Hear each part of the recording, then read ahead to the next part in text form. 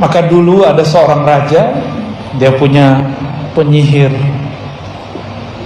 sakti. Tebak-tebakannya langsung jadi. Karena dulu sebelum zaman Rasulullah SAW itu pintu langit masih dibuka.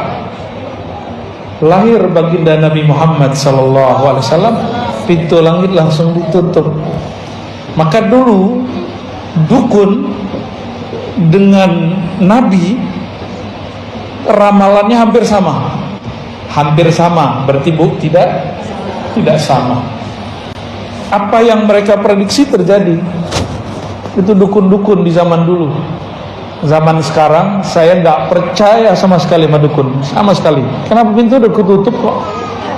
Kecuali ada wali nyamar jadi dukun, atau orang yang disebut dukun tapi dia bukan dukun, dia ustadz. Karena orang kampung nih nggak bisa bedain mana beda dukun sama wali. Wali dia sebut dukun, dukun dia sebut wali.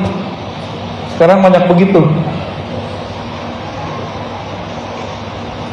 Lalu si dukun atau penyihir yang menjadi penasihat raja ini memanggil raja. Ini hebatnya dulu penasihat, boleh manggil raja. Tuan raja, kemarilah.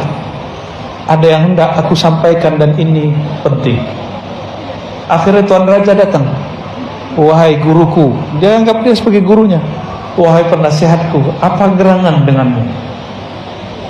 Lalu kemudian penyihir ini mengatakan, wahai Tuan Raja, tubuhku sudah menua. Ternyata si penyihir ini sudah tua.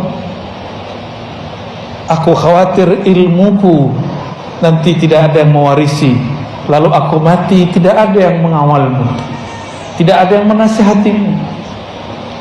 Lalu kata si raja, carikanlah, kata si penyihir ini, pewaris untukku anak muda yang berbakat.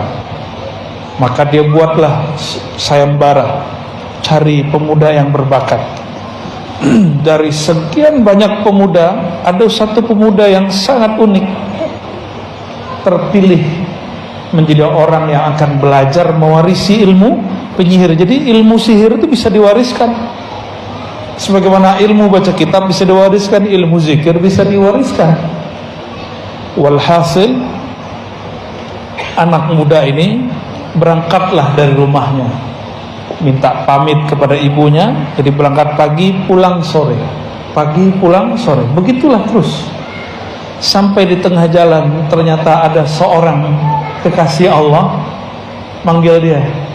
Disebut dalam kitab rahib, seorang rahib. Dulu rahib tidak menikah. Sekarang kalau Buya menikah, Buya jangan menikah. Alhamdulillah. Dulu rahib ustadz gak menikah dulu.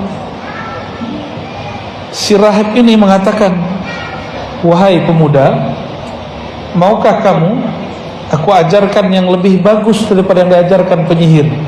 Ternyata si rahib ini dengar bahwa si pemuda ini terpilih. Ini laki-laki anak muda terpilih. Apa kata anak muda? Loh, kalau aku telat datang ke istana, nanti penyihir marah kepadaku.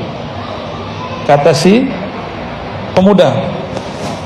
Si rahib kemudian mengajarkan sedikit siasat, bukan bohong. Ini cuma siasat untuk kebaikan dia. Wahai anak muda, jika engkau telat ditanya oleh penyihir, katakan, habasani ahli, keluargaku, ibundaku, ayahku menyuruhku sesuatu tugas. Terus sehingga aku telat datang kepadamu. Si pemuda ngomong lagi, kalau nanti aku pulang, jadi beliau buat MOU, sebelum kamu ketemu penyihir belajar sejenak, sebelum pulang belajar sejenak. Nanti ketika aku mau pulang, aku telat, nanti ibuku nanya gimana? Apa kata si rahib? Katakan kepada ayah bundamu bahwa aku banyak tugas dari penyihir. Nggak salah juga tuh, banyak tugas. Akhirnya itu terjadilah, berlalu beberapa hari. Penyihir mengajarkan satu ilmu pakai nama Allah juga, tapi nama Allah yang disimpan oleh iblis. Iblis itu tidak sakti kalau nggak nyebut nama Allah. Maka dia sebut nama Allah juga, tapi tambah-tambahan yang aneh. Sedangkan si rahib juga mengajarkan nama Allah, tapi di hadis dirahasiakan nama Allahnya. Di suatu perjalanan lagi ramai-ramai, ya, di perjalanan dia berangkat, dia mulai bingung yang benar rahib atau penyihir. Karena ketika dicek dua-dua ilmunya bekerja. Dicobain, lah kok semuanya berefek. Berarti orang ini, anak ini sangat berbakat.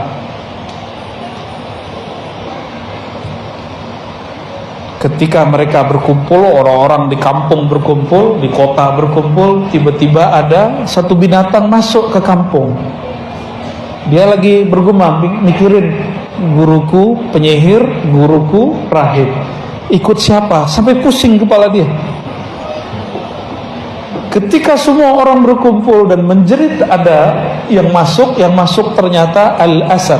Di dalam bahasa Arab al-asad artinya singa. Singa itu berbahaya, buas. Semuanya berteriak kecuali dia. Dia baru kaget melihat ada singa. Dia kemudian maju, jadi pahlawan. Ternyata dia maju bukan jadi pahlawan. Dia ambil batu, dia lagi ngecek ilmu siapa yang lebih manjur. Apa kata dia? Yang pertama mengajarku bukan penyihir tapi rahib. Karena sebelum ketemu penyihir, ketemu rahib dulu.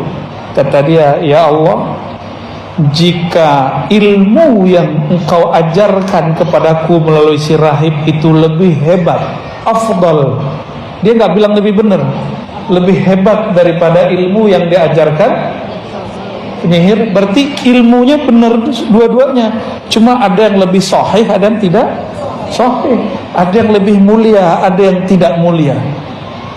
Maka dengan batu ini, ya Allah, matikanlah singa yang mengganggu penduduk. Dia ambil, dia baca doa bismillah yang diajarkan oleh si rahib. Bismillah ada tambahannya, cuma sayang bismillahnya apa nggak disebut. Jadi ini nggak bisa diajarkan ke Bapak Ibu, ke Buya, ya, ke ajengan. Cuma ini rahasia, saya nggak boleh ajarkan. Ada sir yang sudah menyebutkan, itu dirahasiakan. Karena nanti efeknya bahaya. Nanti ada orang asik nanti berubah jadi dukun. Awalnya jadi rahib, lama-lama jadi dukun. Dia lemparlah, baca bismillah depannya, setelahnya titik. Dia lempar. Faramal asada fakutila.